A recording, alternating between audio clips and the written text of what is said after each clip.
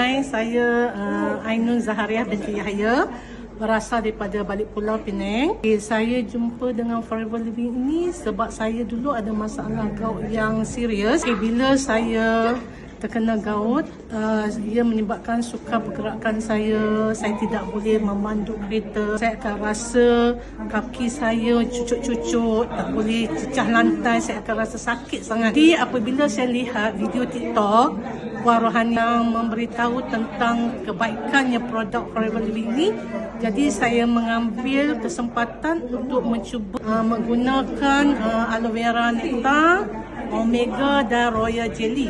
Saya dapati selepas saya menggunakan produk ini 3 minggu, saya dapati banyak kesan ke atas diri saya, di mana saya dah tidak lagi bergantung pada ubat sepenuhnya. Kalau dahulu 3 jenis ubat ni, Gauno, painkiller dan juga ubat keradangan tu sentiasa ada dalam handbag saya. Sekarang ni selama 1 tahun lebih dah saya tak menggunakan painkiller. Jadi saya rasa bersyukur sangat berjumpa dengan produk Forever Living ni.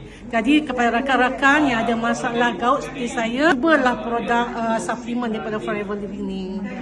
Itu saja.